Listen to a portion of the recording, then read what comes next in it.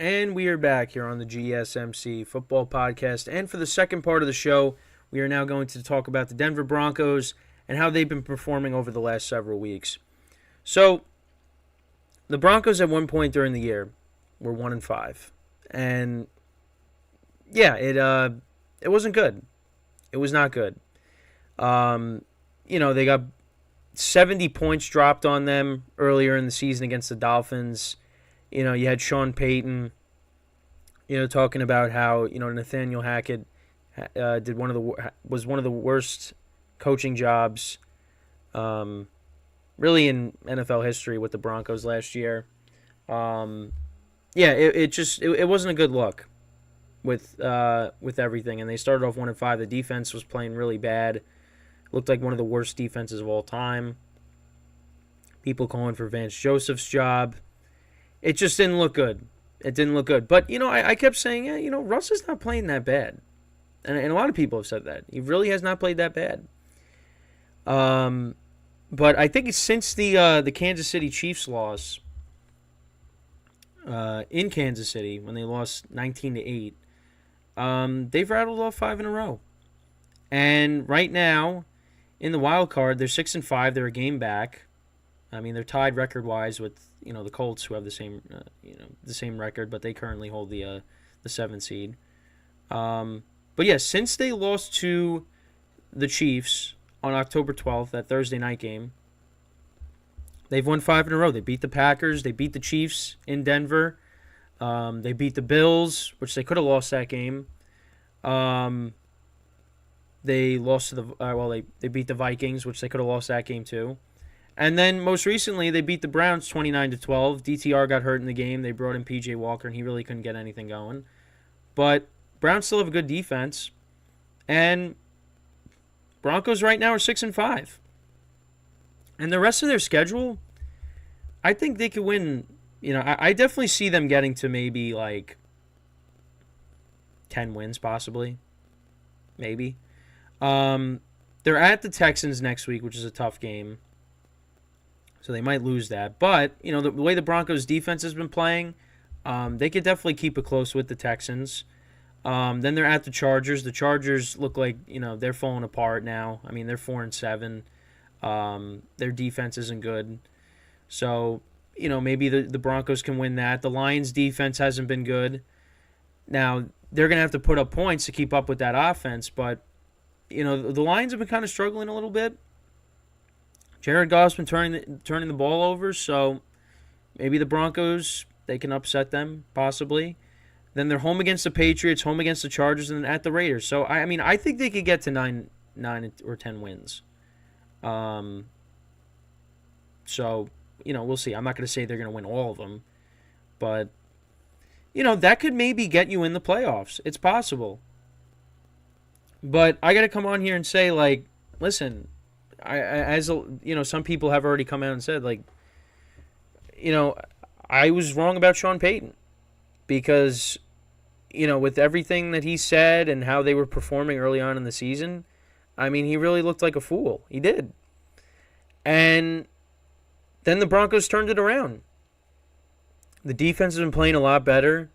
Russell Wilson is not playing how he did in Seattle, but, he's playing good enough football where, they're winning games, and that's what you want. So, give the Broncos credit. They could have had they could easily have one of the worst records in the NFL right now. But it just all flipped around. It all turned around, and they've beaten good teams. That's the other thing too. They beat the Chiefs.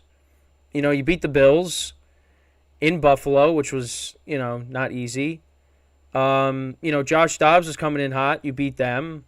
You beat the Browns, who people say have the best defense in the NFL. I know the quarterback situation is a mess now. But they've beaten good teams. And look at how the Packers are playing now.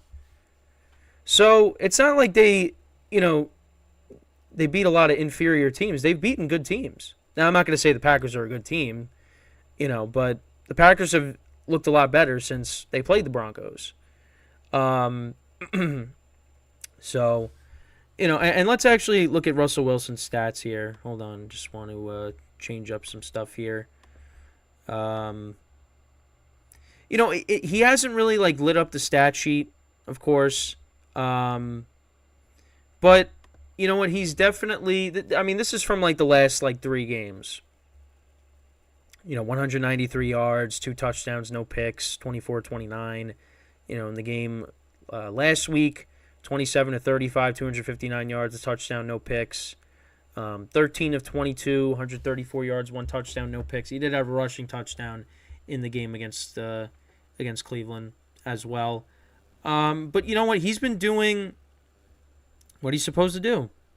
And overall for his season, 20 touchdowns to 4 interceptions. I mean, the quarterback rating is 103.4, which is solid. He's got almost 2,200 yards passing. I mean, he's playing well. I mean, he's not playing like the Russell Wilson, from Seattle, where he was an MVP candidate, but he's getting the job done. And the other thing, too, is the Broncos are leaning into running the football.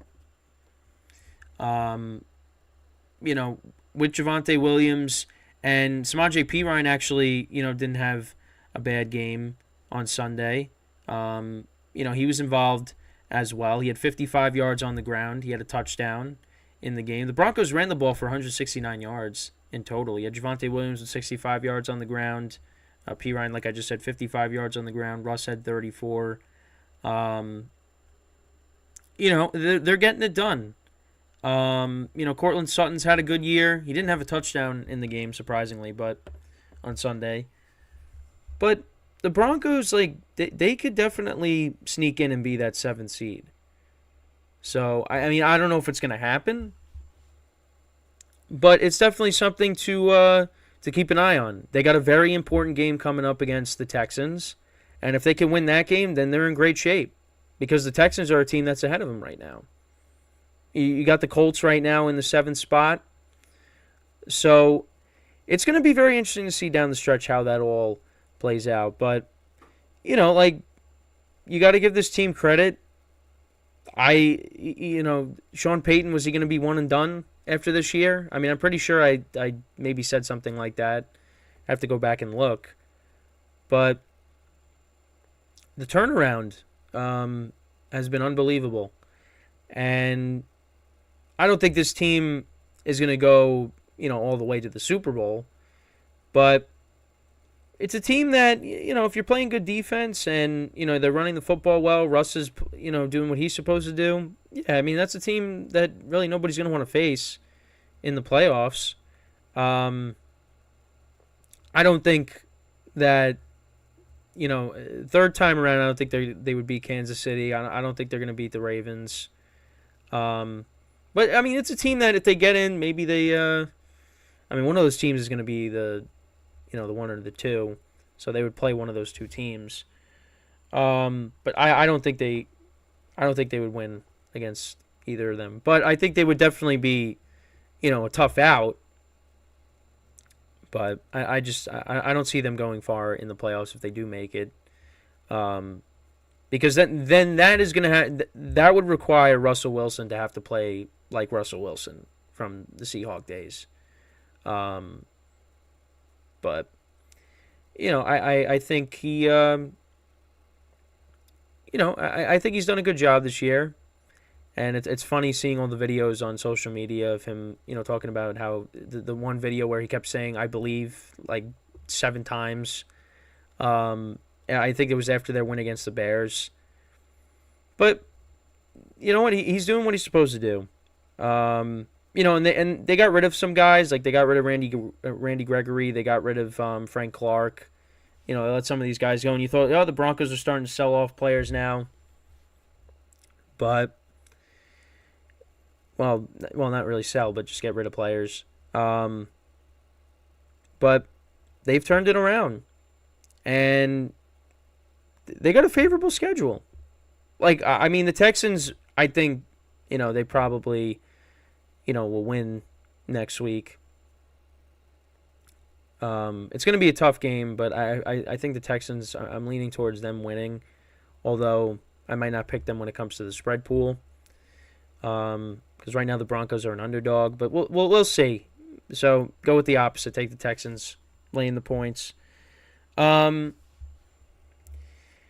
probably, I think that was probably like their toughest game. Well, then they have the Lions, but you got the Chargers twice, which I think you should win both of those games the way the Chargers have been playing. But you never know, because the Chargers have a high-powered offense. Although it didn't really show out on Sunday because they only put up 10 points. You got the Raiders on the schedule, like I said. And if you go back to the first 2 games of the year, they lost to the Raiders by a point, and they lost to the Commanders. That shootout that they had in Denver. The Broncos had a big lead. They were up, what were they up, like 21-3? And then the Commanders came back and then rushed through that Hail Mary, and all they had to do was tie it, and with the 2-point conversion, they didn't get it. Like, you win those 2 games right there, you're looking at an 8-3 record. And you're right there with the Chiefs. So it just, they were that close, to being 8-3. But they look like a much better team right now. I'm not putting them, in the elite class with the other teams, of course, but they got a shot. They definitely have a shot down the stretch here to make a run and possibly get in. I give them a good chance. I don't want to say they are definitely going to get in, but because they still got some teams to jump over. They got a couple of AFC South teams that they got to jump over. Because right now the Colts are, like I said, they're in that third wild card spot. I don't think that's going to last.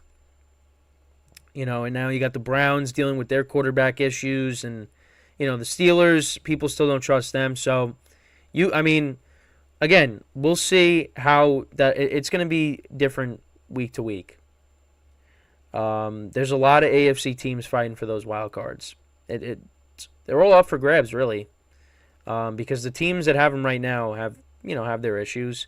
The Colts got Gardner Minshew playing well at quarterback right now, but we'll see how long it lasts. I think the Colts are going to be a good team next year.